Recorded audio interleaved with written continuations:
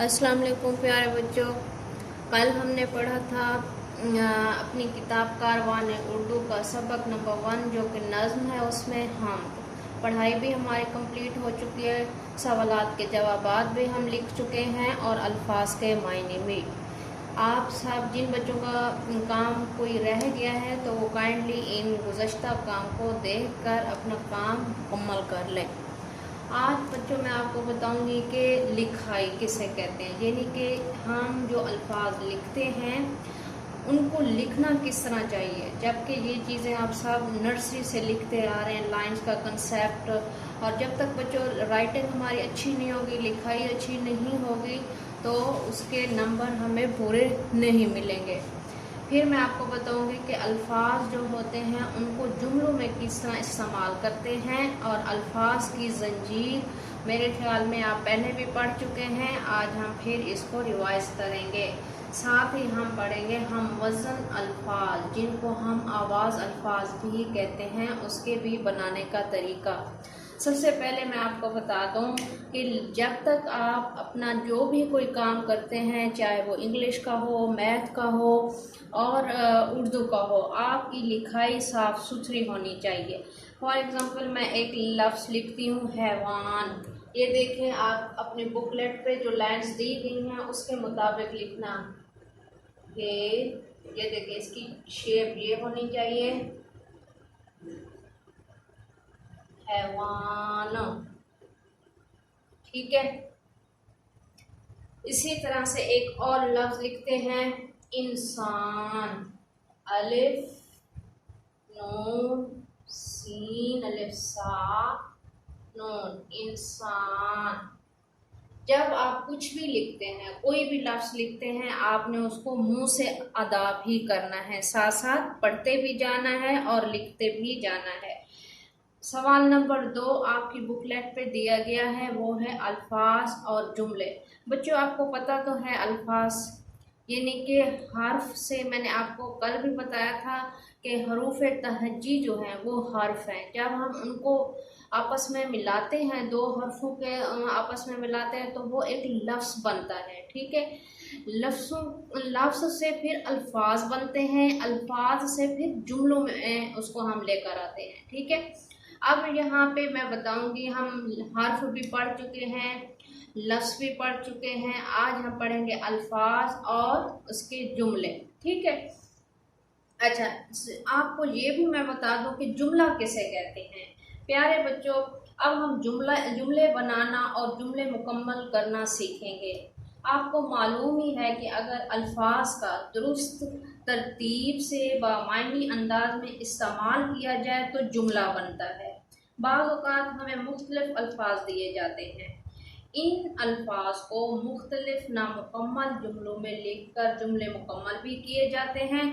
और जब तक हम दिए गए अल्फाज को जुमले में इस्तेमाल करते नहीं हैं या दुरुस्त जुमला नहीं बनाते उसका, तो वो एक तरतीब मुकम्मल नहीं होती, यानी कि जुमले का मकसद बामायनी फ़िक्रा पूरा समझ में आ जाए। ठीक है। हम फॉर एग्ज़ाम्पल कोई भी लफ्ज़ लिखते हैं, यहाँ पे मैं आपको एक लफ्ज़ दे रही हूँ सूरज।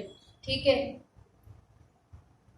सूरज, आपने इसको अपने जुमले में इस्तेमाल करना है। किस तरह से? यानी कि एक ऐसा बामायनी जुमला तरतीब देना है जिसका मतलब पूरी तरह समझ में आ जाए। जी, सूरज का हमने जुमला बनाना है। ठीक है। सूरज मशरिक से, ठीक है बच्चों, से निकलता है। ठीक है। अब ये देखिए, पूरा मतलब इसका समझ आ गया है ना, तो इसका मतलब है ये जुमला हमारा मुकम्मल है। सूरज मशरिक से निकलता है। इसी तरह से आपकी बुकलेट पे जितने भी अल्फाज दिए गए हैं, आपने बामायनी जुमले बनाने हैं जिनका मतलब पूरी तरह समझ में आ जाए। अब आते हैं हम अल्फाज की जंजीर कैसे बनाते हैं। यानी कि अब लफ्ज़ जंजीर दिया गया आपको समझ जाना चाहिए कि जंजीर कभी टूटती नहीं है, ठीक है। यानी कि एक लफ्ज़ अगर हमें दिया गया है तो उसका आखिरी हर्फ जो है उससे हम एक नया लफ्ज़ बनाएंगे। जैसे है ये लफ्ज़ है दिन, अब एंड पे कौन सा है, आखिर पे हर्फ है नून।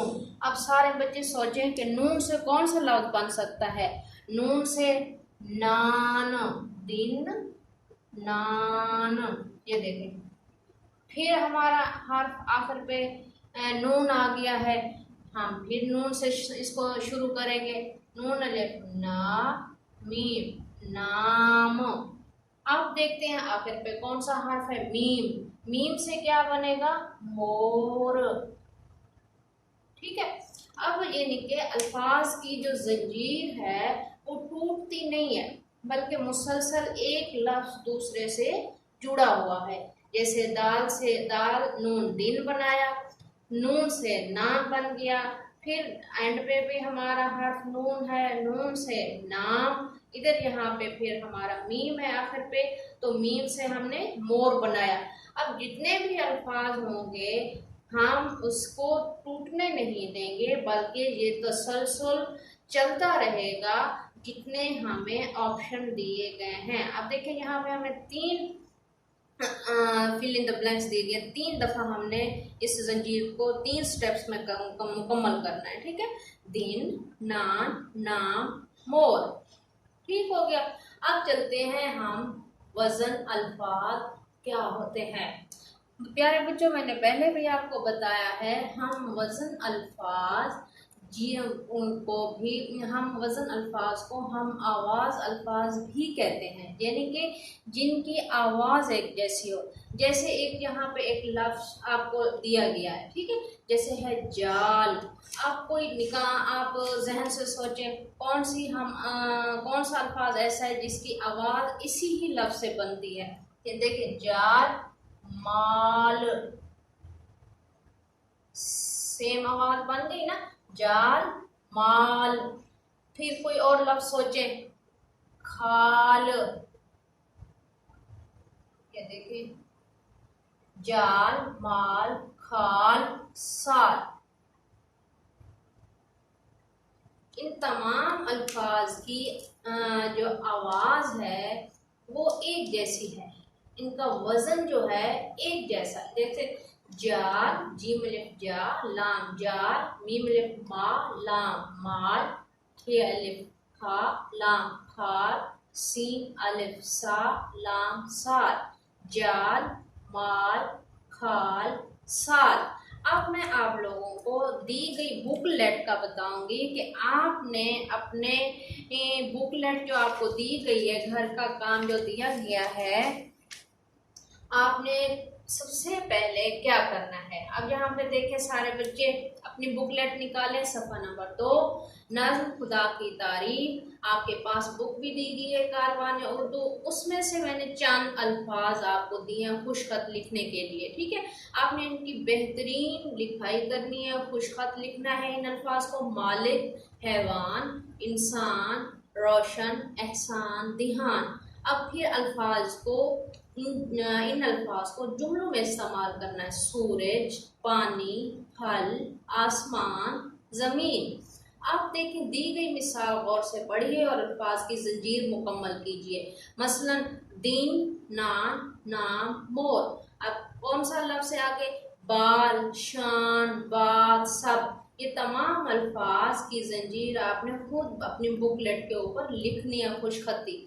हम वजन अल्फाज मैंने आज बताया है, हम आवाज़ अल्फाज को कहते हैं, जो कि अभी समझा दिया है। जाल मैंने खुद आपको हल करके दिया है। आज के लफ्ज़ आज जो मैंने यहाँ पे दिया है उसकी हम आवाज़ अल्फाज आपने अपनी बुकलेट पर लिखने भी हैं और ये याद भी करने हैं।